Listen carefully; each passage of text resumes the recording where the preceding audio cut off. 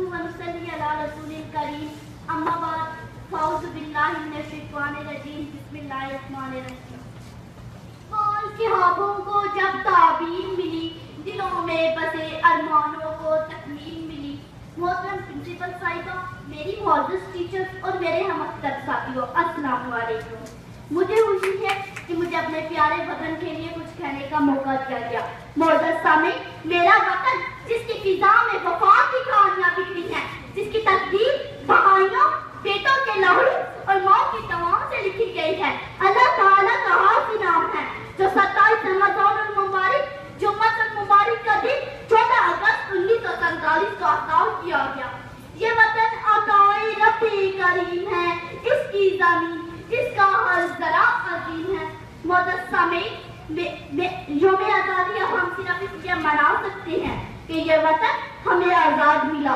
ہم بڑے جوش سے جشن مناتے ہیں, جھنڈیاں سجاتے ہیں, چھتوں پہ بڑے بڑے جھنڈے گاڑ دیتے ہیں, لیکن وہ مقصد بھول جاتے ہیں جس کے حصول کے لیے ہمارے اسلاف نے دربار سے لے کر اپنی اور اپنے چاہنے والوں کی جانیں بھی قربان کر دی.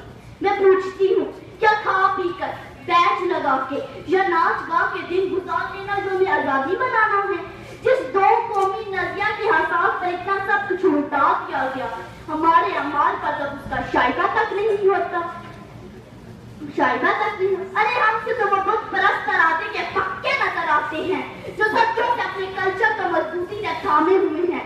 کپڑے پہننے سے لے کر ڈراموں فلموں تک کسی بھی چیز میں وہ مسلمانوں کی نقل نہیں کرتے, جبکہ ہمارا حل بقول ارشاد. اسلام بھی نافذ کیا قوم نے, اسلامی بھی بنائے ہم نے, عمل پیرا بھی ہوئے ان پر مگر حیروں کی طرح, بلکہ اب تو ہمارے گھروں میں بجلی لگائے جاتے ہیں.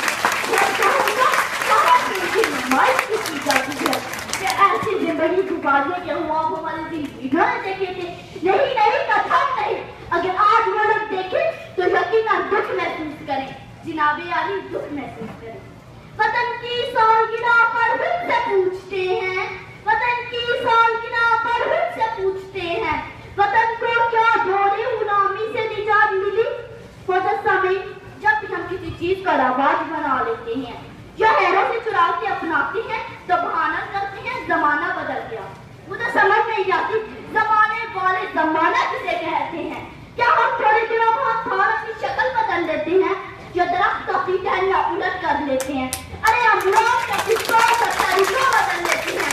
اسلام کی سوچ مثبت ہو, دلوں میں رحم ہو, اپنے مذہب پہ یقین پختہ ہو, وہ چاہے جس طرح کے بھی الٹ ٹہنیوں والے زمانے میں رہتا ہو, ان کے ارادوں میں نظریوں میں دوسرے کا طریقہ اور زندگی کنارے نہیں ڈال سکتا.